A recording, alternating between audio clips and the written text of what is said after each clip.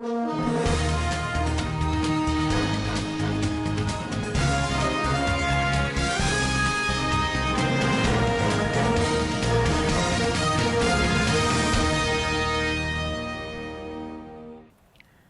there, welcome to Standard Voice Television News Channel. I am Svtv Ibrahim. Here are your top stories for today. Nigerian Army's current achievement against Boko Haram best yet. Military chiefs got 238 billion naira for weapons in 2 years. Tambuwal urged President Muhammadu Buhari to boycott Nigeria with free and fair election. On business, Naira weakens further despite CBN's intervention. And on the international scene, Buhari participates in virtual extraordinary peace parley on Mali. Now the news in details. The Chief of Army Staff, Lieutenant General Tukur Yusuf Buratai, says Nigeria's troops have never recorded greater success against Boko Haram than they have done now. General Buratai said the troops have been motivated by the new welfare package they are now enjoying. The Chief of Army Staff said there was no time, especially since 2014, that the Theater Command in Borno State recorded so many achievements in decimating Boko Haram terrorists than now. The Army Chief made the remark in Maiduguri on Thursday while commissioning a new recreational center built for soldiers fighting the terrorists. Despite all the media propaganda across the country that things are getting worse, but the truth is that things have never been better since 2014. One of the wounded soldiers, Warrant Officer Yahaya Isiaku of Nigerian Army Artillery Corps, while speaking on behalf of other soldiers that were wounded in action at the Northeast Theater of Operation while battling with Boko Haram and ISWAP terrorists, said that he was delighted to see the Chief of Army Staff and have him served him lunch at a sit-out organized by the Chief Medical Director, 44 Reference Hospital, Kaduna, on Sunday, the 26th of July, 2020.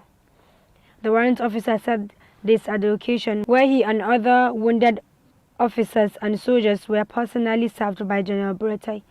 According to Yahaya, they are happy with everything at 44 Army Hospital.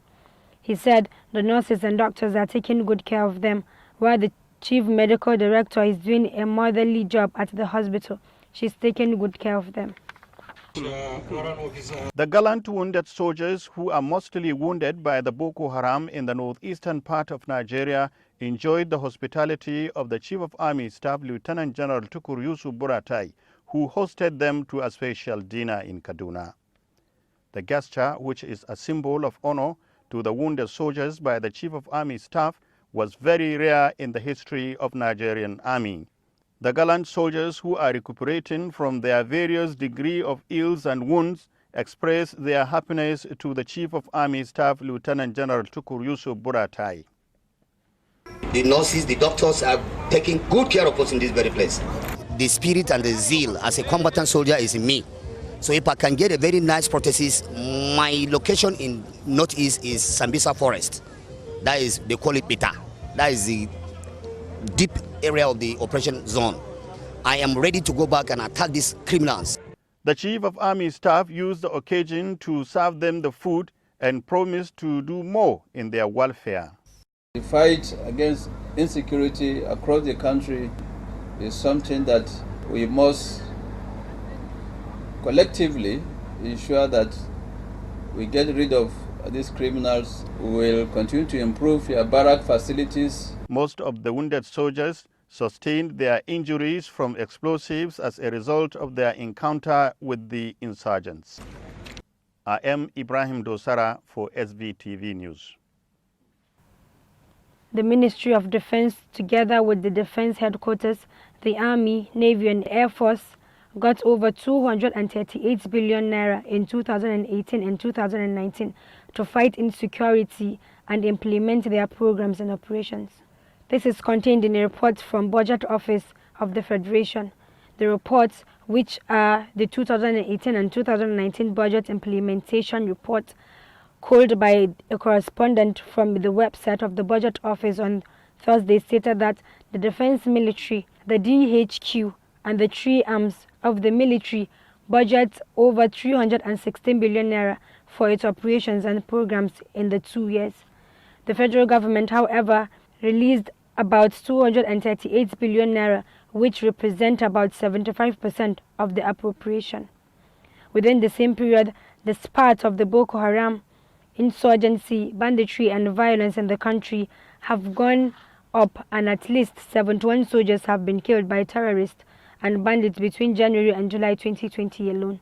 This casualty figure is summoned from the official armed forces released, where military sources believe that the casualty figures would be in hundreds. The Minister of Niger Delta, Godswill Akpabio, has named some federal lawmakers who allegedly got contracts from the Niger Delta Development Commission.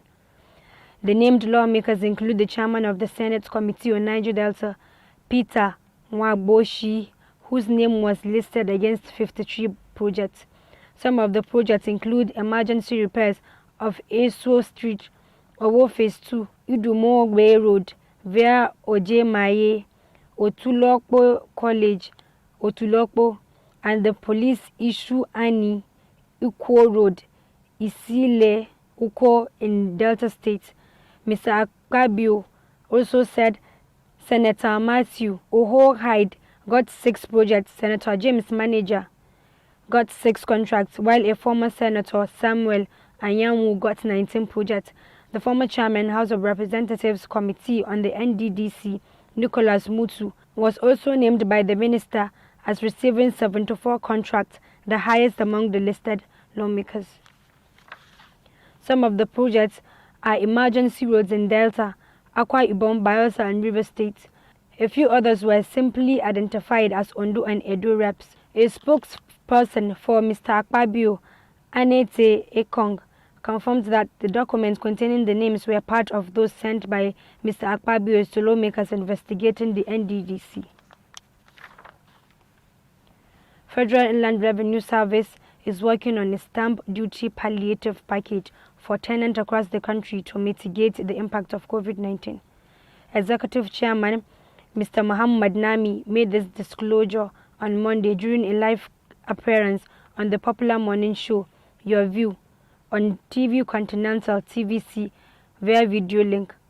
According to a statement by Director Communications and Liaison Department FRS Abdullahi Ismaila Ahmad, as part of the palliative, the executive chairman hinted that stamp duty will not be collected in arrears from tenants. Mr. Nami alleged the fear that stamp duty will lead to rent increase, saying stamp duty should not make any landlord to increase his or her rent because it is not paid by the landlord.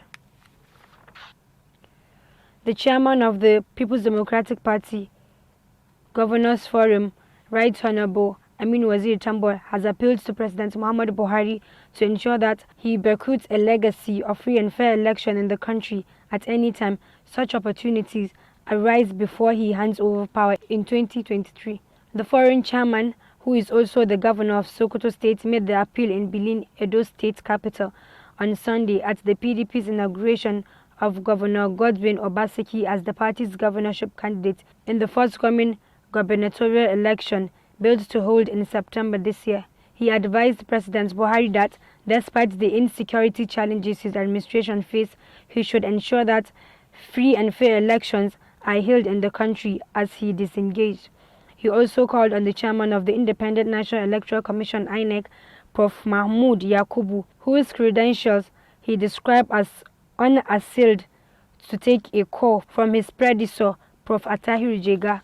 Governor Tambol enjoined the INEC chairman not to allow anybody to use him, and he admonished Prof. Yakubu, stressing that the lesson of Prof. Jega must be upheld and replicated in 2023. Following alleged misappropriation of funds rocking the Niger Delta Development Commission, stakeholders of the oil-rich region are set to stage a massive protest against the Minister of Niger Delta Affairs, Godswill Akpabio, and the Professor Ponde-led Interim Management Committee. The protest by the stakeholders under the auspices of Niger Delta Development Initiative as a result of the alleged misappropriation of funds in the commission, which was uncovered by the National Assembly. Niger Delta Development Initiative, in a statement issued by its president and spokesman, Comrade Famous Daunimeka and Prince Kakas Ambere, respectively, stated that the protest is to call for the immediate sack of Godswill Akpabio, swift dissolution of the IMC, as well as the reconstitution of the NDDC board. On business,